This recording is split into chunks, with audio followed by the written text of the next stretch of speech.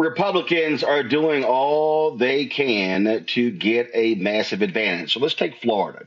Republicans have a 20-8 advantage in the congressional district. It's been gerrymandered. And Governor Ron DeSantis, what did he do? He attacked the congressional seat of former Congressman Al Lawson. That was a black seat. What they then did was they split that seat into three separate congressional seats. Same thing Republicans did in Tennessee for the state, for the city of Nashville. So as a result, the African Americans are lost without they have no representation. And this is the thing that we're seeing all across the country. Joining us right now is Genesis Robinson, Executive Director of Equal Brown. Genesis, glad to have you here on the show. It's abundantly clear what Republicans want to do. We see this in Texas. We see it there in Florida. They fought like hell to stop those districts from being created in Alabama as well as Louisiana. And what I keep saying to African Americans is that we make their job easy when we don't show up and vote after they do things such as this. That's right, Roland, and I thank you for the opportunity to join you tonight. And the state of Florida and this governor has been very clear. They've given voters very many reasons why they don't deserve to lead in this state. We saw a governor insert himself in the redistricting process, unprecedented action by submitting his own map and signaling to the legislature that he preferred to decimate black representation. Fortunately, and to their credit, initially they rebuffed the governor. They refused to give him exactly what he wanted. And it wasn't until he took the budget and held it over their heads and refused to sign the budget until they gave him the map of his preference that they ultimately capitulated. And so as a result, we're here left without black representation in Congress. Despite the state of Florida having more black people than ever, we are losing seats in our congressional representation instead of gaining seats. And so that's just a problem that we're dealing with here in Florida. Obviously, it goes to a long list of other problems that we've seen under this administration. Okay, so this obviously was a ruling from the Florida Supreme Court. What's next? Can you intervene on the federal level? So it looks like we're headed to another election in 2026 under these maps. I know there are some conversations being had right now. There was a federal challenge that has already been exhausted. This was the state challenge to the court, and as you noted, we've made it all the way to the Florida Supreme Court. So for the short term, it looks as if we may be headed to yet another election, the third election under what we believe is an unconstitutional map. As you said, I mean, DeSantis did this on his own, and he defied the legislature. But what people don't understand is when you have a state that's gerrymandered, Republicans control the state Supreme Court, and those are and for folks who don't know, are the Supreme Court in Florida, are they elected or are they appointed? So the Supreme Court is appointed here in the state of Florida, and it's good that you brought that point up, right? Because you got to remember, Ron DeSantis was elected in 2018 by defeating Andrew Gillum by less than 35,000 votes, one of the closest gubernatorial elections in the history of our state. And immediately he began stacking the court.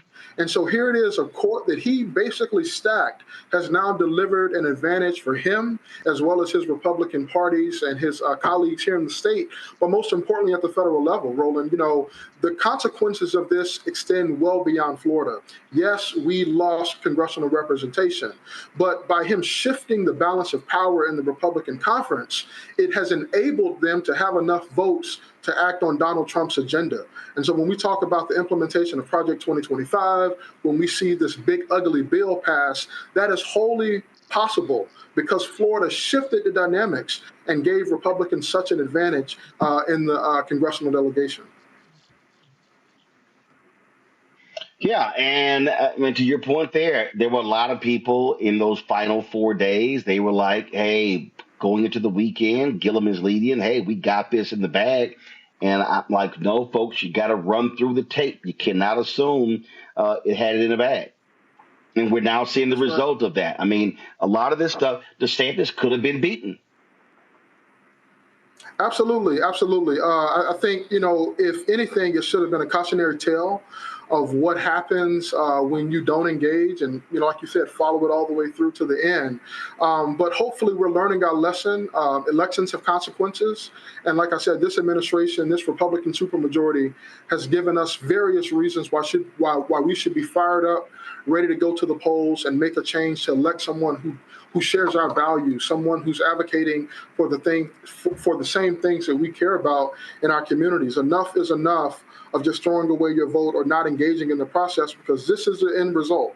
You have the banning of Black history, the banning of books, the rewriting and whitewashing of Black history, the unwillingness to provide real economic security for so many Black folks who need it, and not to mention the countless voter suppression laws. So we have seen what happens when we don't participate, when we don't engage, and when we don't see it all the way through. And hopefully in 2026, we right the ship. All right, Genesis, we certainly appreciate it. Keep us abreast of what happens. Thanks a lot. Yes, sir. Thank you. Folks, let's now go to Texas, where Democrats are condemning Republican efforts in that state to also gerrymander the various seats. The first of 7 public hearings, Democratic lawmakers vehemently criticized Republican colleagues for trying to push through this redistricting plan that was all at the behest of Donald Trump. Now, here's what's crazy. You get 140 people who came from all over the state to testify. Republicans only limited testimony to 40 people in about 5 hours. Isaiah Martin, who's a candidate, one of many candidates running for the 18th Congressional District there in Houston. That's the seat formerly held by the late Sylvester Turner and the late Sheila Jackson Lee. He was dragged out of a hearing, literally dragged out of a hearing by law enforcement there.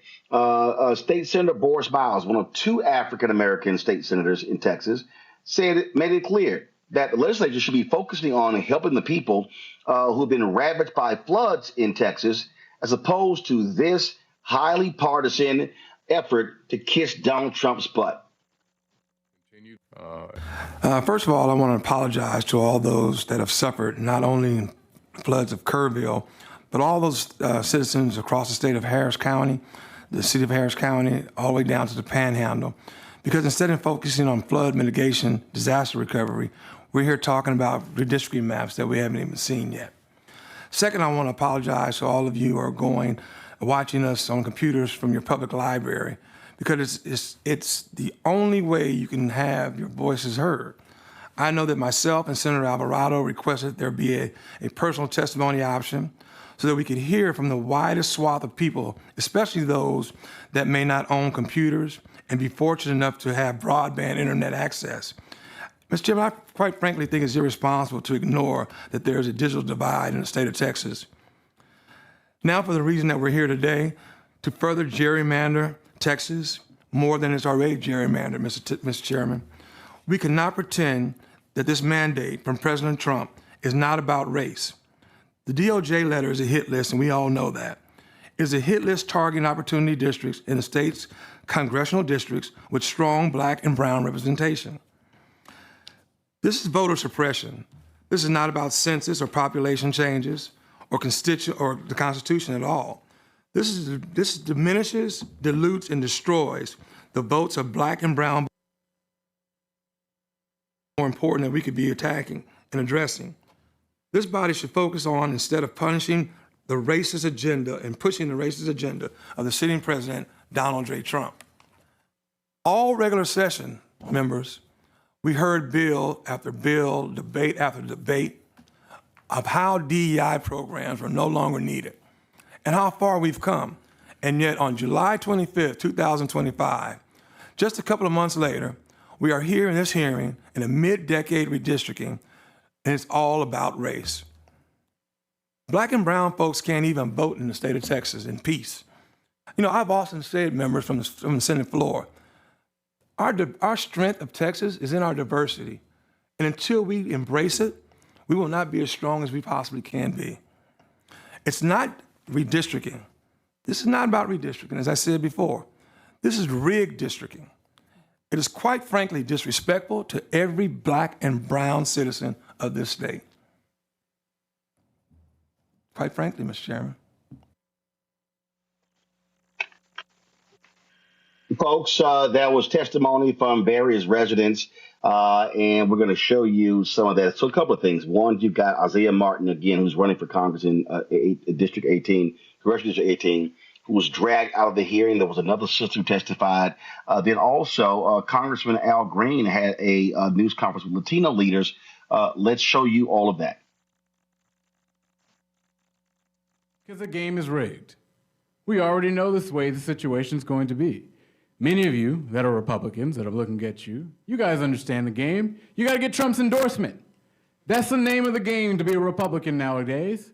And you know very clearly that Trump told every single one of you that he needs 5 seats. There will be a retaliation for that. You've seen states like California say that they will gerrymander Republicans out of their states. You see the same thing in Maryland. The same thing is going to happen in New York. While you were in here, Governor Kathy Hochul said that she will be gerrymandering Republicans out of their seats. The same thing is going to happen in New Jersey.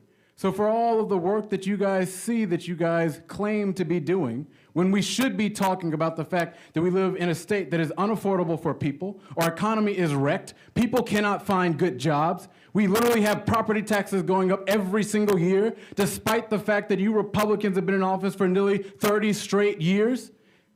I mean, this is the game that we live in right here. And you choose, after we literally got after one of the worst mass casualty events in our state's history, to go and gerrymander people out of their seats.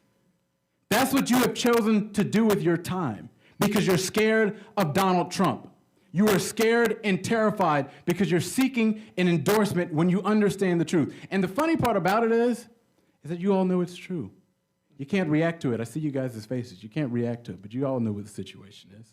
Because Donald Trump runs this body. He runs your vote, he runs your vote, he runs your vote, he runs your vote, because you guys know that you cannot dare cross him.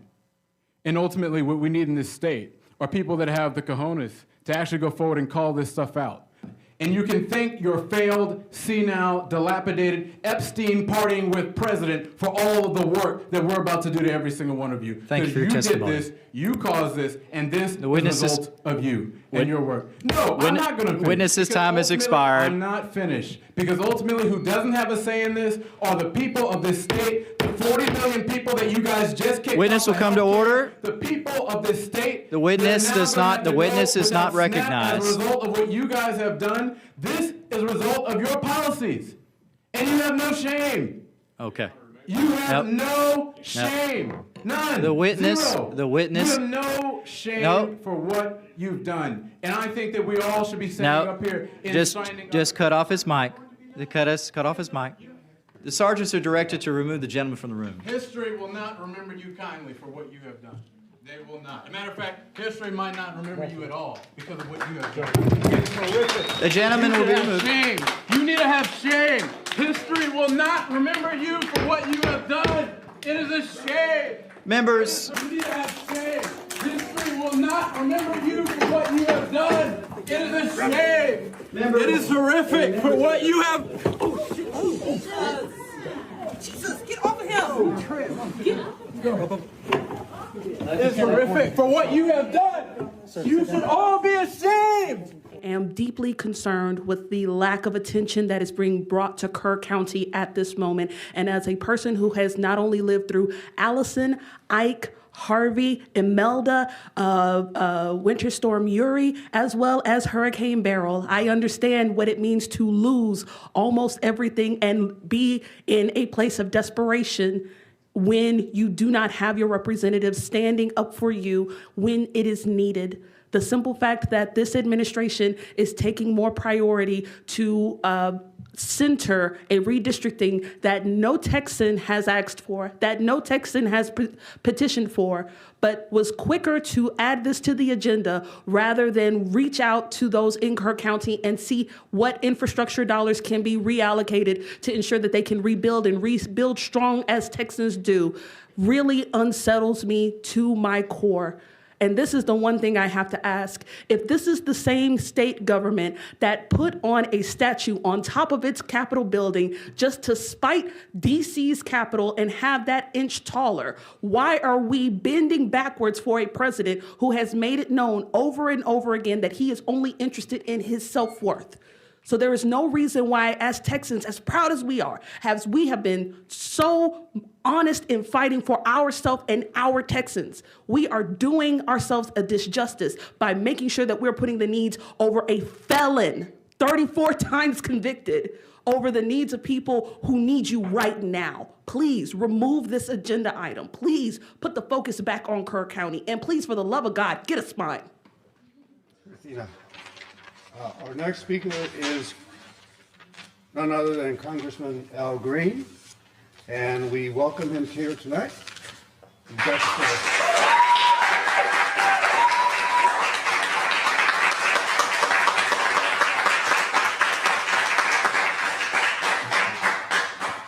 Thank you for the very kind and warm reception. Please allow me to thank the president of the Tejado Democrats, Mr. Davis, President Davis, and of course my dear friend, longtime friend, Janie Rez, who was a founder. I have with us tonight Ms. Fletcher, who is the person who chairs the Texas Democratic delegation. And of course, we just heard from State Representative Morales, Councilwoman Plummer's here, Mr. Castillo, Houston City Councilman, and Sylvia Mintz, Tejano Dem Women's President. I hope I got all of them. I also want to thank the press for being here. It's exceedingly important that this message reaches the masses, because we have to talk about what this is all about.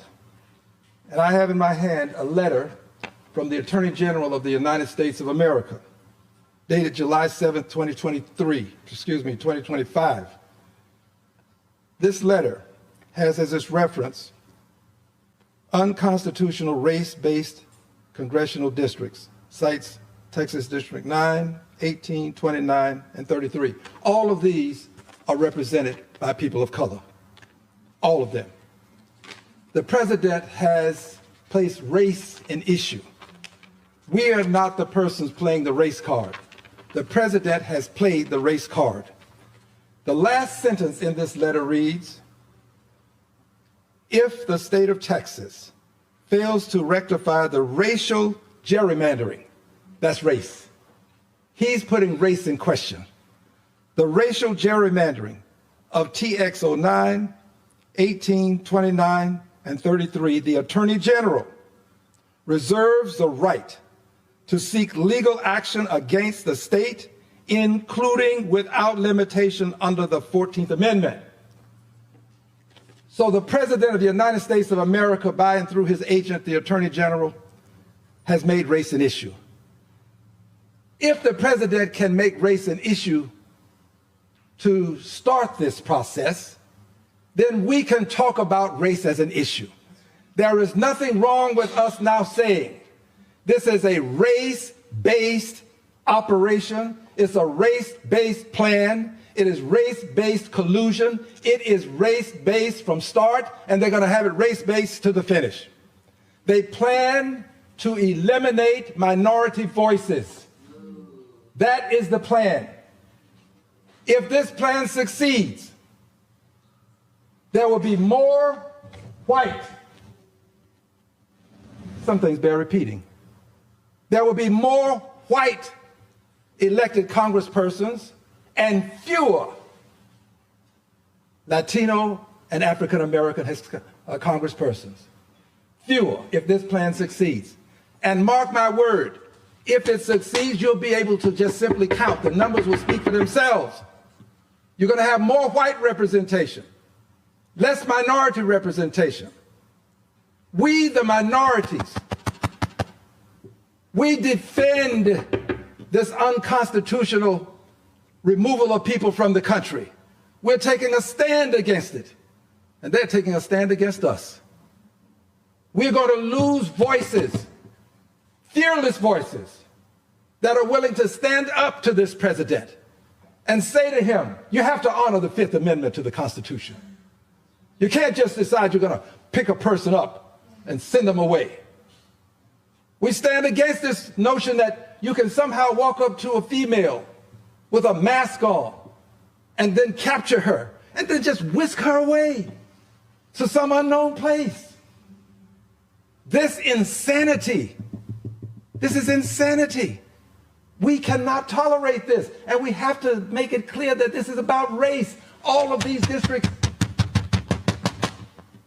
have persons of color. The 18th is without a person of color currently, but Sylvester Turner, former mayor, was a person of color. Sheila Jackson Lee, person of color for almost 30 years, representing the 18th Congressional District. Craig Washington represented the 18th Congressional District, person of color. Mickey Leland represented the 18th Congressional District, person of color. Barbara Jordan, persons of color. This is what it's about. Make no mistake. But do not assume that they won't hurt Miss Fletcher in the process. Don't assume that they won't. They will hurt her too if they can. If they can find a way to increase their numbers and take her out, not personally, not with physicality, politically. If they can take her out politically, they'll take her too. So when we talk about it, we've got to say that it's more than a power grab, because if you say this, you'll find yourself in court testifying for the other side. Some people have already said it. They're already on record, and they may be called for the other side. I am in court right now in litigation for the 9th Congressional District, and also supporting the 18th and the 29th. I'm in court right now. I'm in court right now. I have spent tens of thousands of dollars to protect these seats. Tens of thousands. Tens of thousands. And I plan to spend tens of thousands more. But here's a little secret that's not often spoken. The president doesn't care whether he gets constitutional maps. He doesn't care. All he wants is for the state of Texas to approve maps. Approve maps that will give him more congressional seats. Why, Al, does he simply want maps if they are unconstitutional? Because he knows it takes years to overturn the unconstitutional maps. How do I know? I'm a plaintiff in a lawsuit that's been going on for years, right now, involving these very congressional districts. So he gets 2 more years of an unconstitutional map with unconstitutional representation. He gets to continue what he's doing to devolve democracy into an autocracy with him as an authoritarian president. And by the way, he always gives you a big number. He moves back, and then people can say, well, we won, or somehow we didn't get, it wasn't as bad as we thought it might be. He said 5. My prognostication is he won't do 5 because he'll put too many Republicans at risk. But he says 5 to get the attention of the public. And then when he does 3, we say, well, the president wasn't as bad as we thought he was. But he is. He is. Look, friends, I take no great pleasure in saying to you what I'm saying. I have lived this. This is not something I'm understanding vicariously from some distant place. I've lived it. I've lived it for the years that I've been in Congress fighting to protect these districts. And I'm going to continue to fight. But remember now, at the end of the day, if this prevails, there will be fewer Latino and fewer African American seats in Congress. I guarantee you that. There will be fewer, and there will be more white seats in Congress. The president put race in question. This is a racial gerrymandering. In fact, it is racist. That's what it is. And we cannot be afraid to say it. If they can use it, why can't we defend ourselves with it? Now, final comment. The president's agent says that this is racial gerrymandering. Funny thing, state of Texas doesn't agree. Senator Hoffman, you know well of what I speak, testified that the map is race blind that was drawn. The Attorney General for the state of Texas has said that they did not draw lines with any consideration as it relates to race. Maybe not in those exact words, but that's what he said. So my dear friends, please understand that all we are doing is defending what we have. There is nothing unconstitutional about having a congressional district where Latinos and African Americans make up a majority of the district. There's nothing wrong with that. If there's something wrong with that, there's got to be something wrong with having congressional districts where whites make up the majority. If whites can make up the majority in a congressional district, why can't Latinos and African Americans? Why does it become about race when we have the majority? Careful, little fellow. So please stand with us. Don't let this become just a few of us against all of them.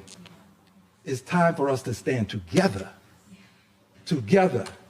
Stand together, fight together, and win together.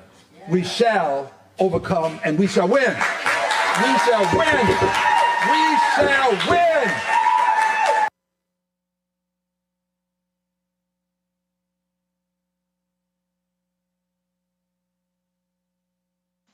Folks, this is a continual attack on black people. I have said this repeatedly since the inauguration, that what Donald Trump, MAGA, wants to do is defund Black America.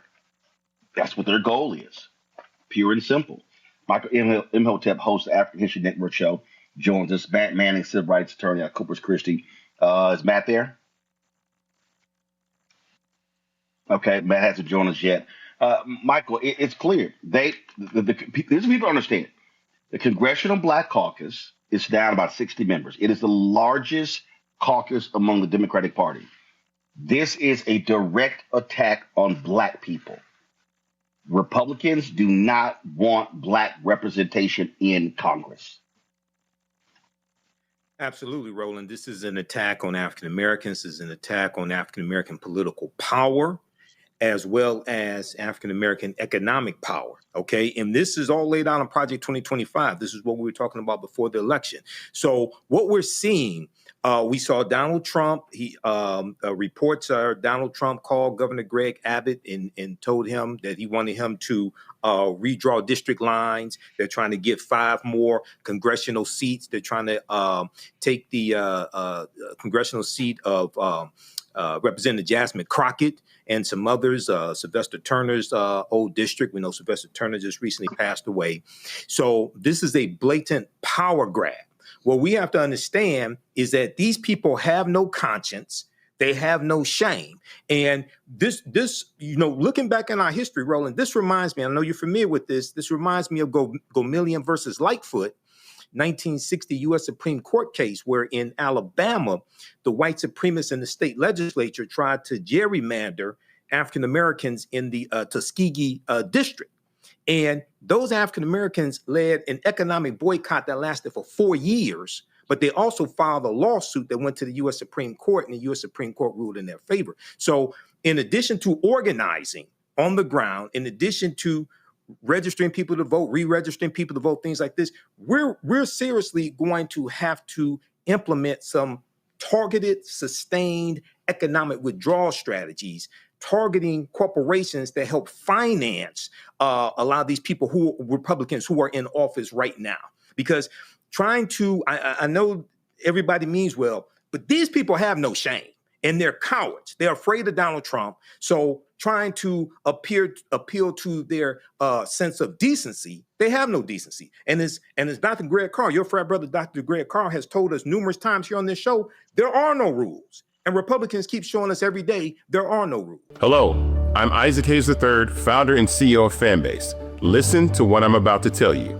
The window to invest in Fanbase is closing. We've raised over $10.6 million of our $17 million goal.